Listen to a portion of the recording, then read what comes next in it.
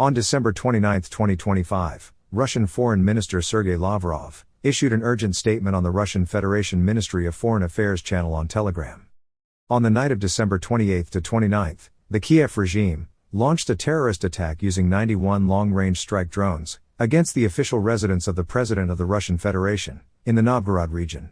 All drones were destroyed by the air defense forces of the Russian armed forces. No reports of casualties or damage from UAV debris have been received. We would like to point out that this action was taken during intensive negotiations between Russia and the US on resolving the Ukrainian conflict. Such reckless actions will not go unanswered. The targets for retaliatory strikes and the timing of their delivery by the Russian armed forces have been determined. At the same time, we do not intend to withdraw from the negotiation process with the United States. However, given that the Kiev regime ultimately transformed into a criminal regime that shifted toward a policy of state terrorism, Russia's negotiating position will be revised. Following this statement, Western media outlets reported in unison as follows. Ukraine and EU officials dismiss alleged attack on Putin residence. Kiev alleges Moscow staged alleged attack to stall progress at talks on ending Ukraine war. U.S. national security officials have concluded that Ukraine did not target President Putin or his official residence in the drone attack. The Wall Street Journal reported that this conclusion was supported by a CIA assessment, which found no evidence of attempts to target President Putin or his official residence. The day of the attack, December 28, was the same day that bilateral talks between the United States and Ukraine were held in Palm Beach, Florida. The time difference between Russia's Novgorod Oblast and Florida is +8 hours. The attack on President Putin's official residence began at 7:20 p.m. It was 11:20 a.m. in Florida. Zelensky arrived at Mar-a-Lago at 1:23 p.m. The lunch meeting with the delegation began in the main dining room at 1:45 p.m. From the U.S. side, Secretary of State Marco Rubio, Secretary of Defense Pete Hegseth, Chief of Staff Susie Wiles, Chairman of the Joint Chiefs of Staff Dan Kane, Jared Kushner, GSA Federal Procurement Service Commissioner Josh Grunbaum, Stephen Miller, and Steve Witkoff participated. And as you saw last time, the joint press conference began at 4:50 p.m. The press conference ended at 5:12 p.m. Motorcade is rolling out of Mar-a-Lago as of 6:14 p.m. The motorcade pulled into the Trump International Golf Club at 6:23 p.m. The President's motorcade pulled out of the golf club at 7:15 p.m. Motorcade arrived back at Mar-a-Lago at 7:23 p.m. At the same time, the Ukrainian aircraft was confirmed to be parked at Palm Beach International Airport. This is the timeline of a day in Florida. So, regarding the attack on President Putin's official residence, was not a single participant in this bilateral meeting informed. President Trump stated the following day, the 29th, regarding this attack, I heard directly from President Putin today.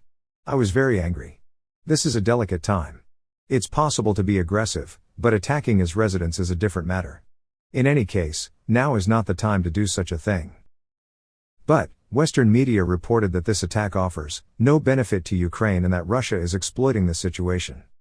Did Ukraine target Putin's residence? Kiev denies an attack, but Moscow is already using it as an excuse against peace talks. On December 30th, Russian Presidential Press Secretary Dmitry Peskov described reports denying the attack on President Putin's official residence as insane. On December 30th, Major General Alexander Romanenkov, commander of the Russian Aerospace Forces Air Defense Missile Forces, explained and disclosed details regarding the Kiev regime's attack on President Putin's residence. Период с 28 по 29 декабря 2025 года киевский режим предпринял попытку террористической атаки с массированным применением беспилотных летательных аппаратов дальнего действия по резиденции президента Российской Федерации в Новгородской области. Около 19 часов 20 минут 28 декабря подразделением аэротехнических войск воздушно-космических сил был скрыт факт воздушной атаки с применением беспилотных летательных аппаратов самолетного типа, действующих на предельно малых высотах с территории Сумской и Черниговской областей Украины. Нанесение удара противником, как показано на представленной карте, осуществлялось по нескольким направлениям к резиденции президента России над территориями Брянской, Смоленской, Тверской и Новгородской областей с применением 91 беспилотного летательного аппарата. В ходе противовоздушного боя все украинские беспилотные летательные аппараты были уничтожены российскими силами и средствами противовоздушной обороны. Обращаю внимание на карту, где отмечены поражения украинских беспилотных летательных аппаратов. На территории Брянской области сбито 49 беспилотных летательных аппаратов. В период с 20 часов 27 минут до 21 часа 16 минут 28 декабря уничтожены 2 беспилотных летательных аппарата. С 23 часов 15 минут 28 декабря до 0 часов 7 минут 29 декабря сбито 17 беспилотных летательных аппаратов. С 0 часов 51 минуты до 1 часа 7 минут 29 декабря сбиты 3 беспилотных летательных аппарата. С 2 часов 5 минут до 3 часов 56 минут 29 декабря уничтожены 27 беспилотных летательных аппаратов. На территории Смоленской области в 1 час 50 минут 29 декабря перехвачен 1 беспилотный летательный аппарат. На территории Новгородской области огнем подразделений зенитно-ракетных войск воздушно-космических сил сбит 41 украинский беспилотный летательный аппарат.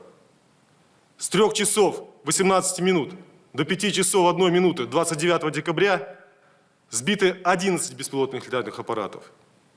С 6 часов 20 минут до 7 часов 13 минут 29 декабря 12 беспилотных летательных аппаратов. А с 7 часов 46 минут до 8 часов 30 минут еще 18 беспилотных летательных аппаратов.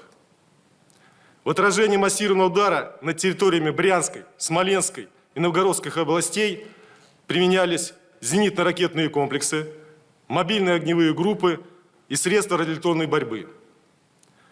Построение удара, количество задействованных средств воздушного нападения и их действия с южного, юго-западного и западного направлений, непосредственно в район резиденции президента России в Новгородской области, однозначно подтверждает, что террористическая атака киевского режима была целенаправленной, тщательно спланированной и носила эшелонированный характер.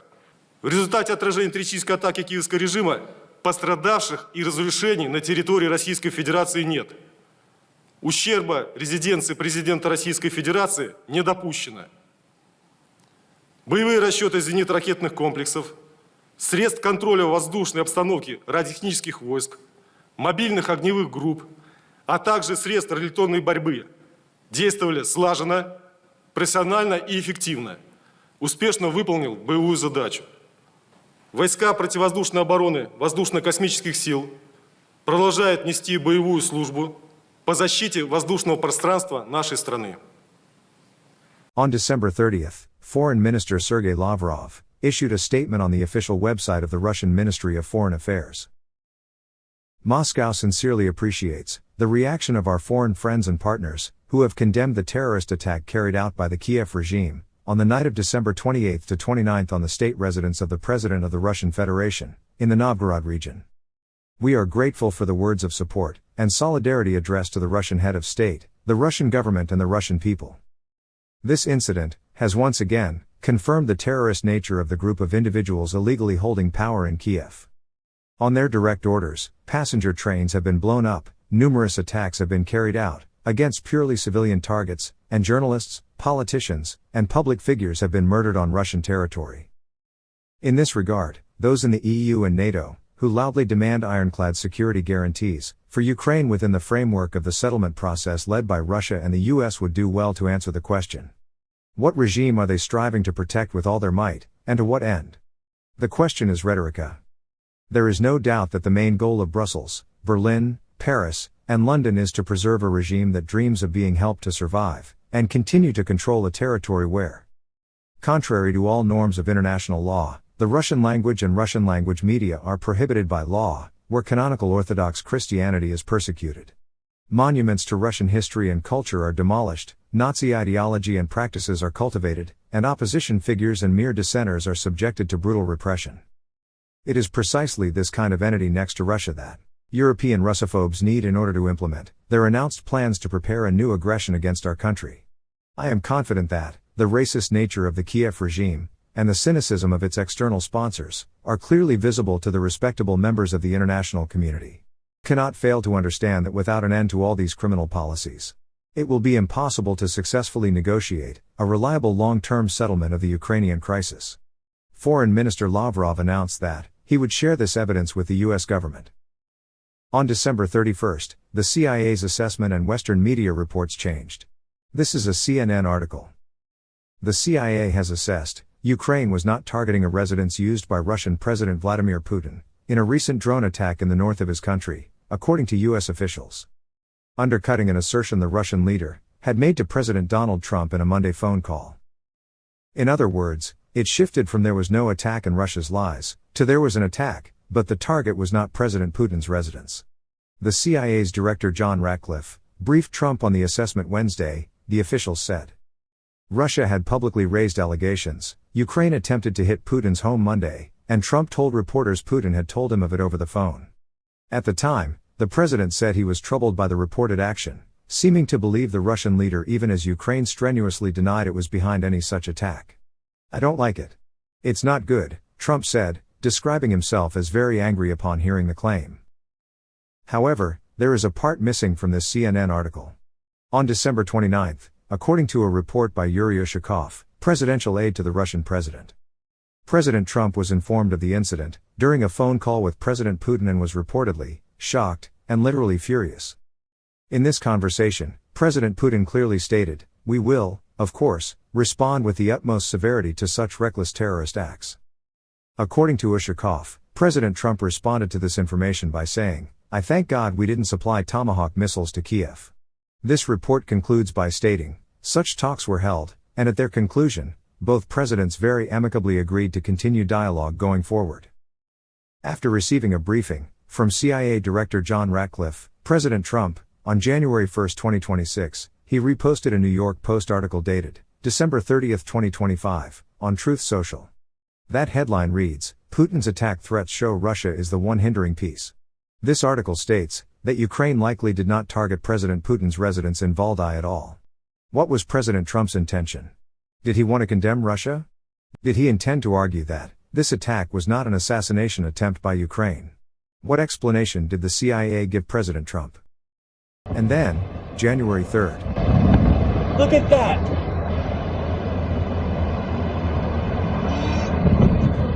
One, two, three, four, five, six, seven, eight.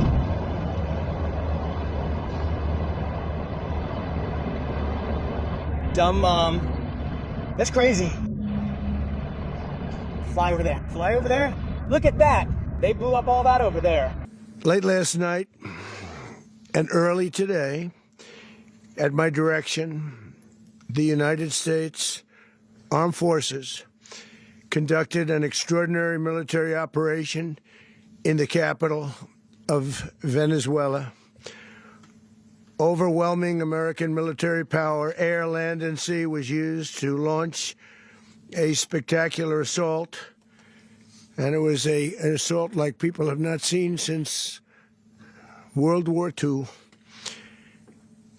It was a force against a heavily fortified military fortress in the heart of Caracas to bring outlaw dictator Nicolas Maduro to justice. This was one of the most stunning, effective, and powerful displays of American military might and competence in American history. Regarding the U.S. attack on Venezuela and the detention of President Nicolas Maduro, I will not go into detail here.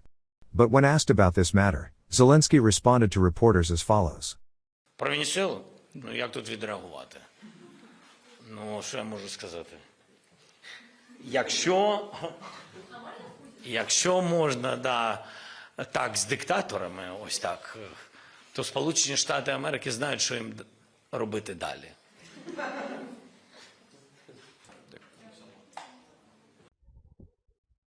In the early hours of January 9th, in response to a terrorist attack on President Vladimir Putin's official residence in Novgorod Oblast, Russia conducted a large-scale precision strike, using long-range ground and sea-launched weapons, including the mobile medium-range missile system Oreshnik.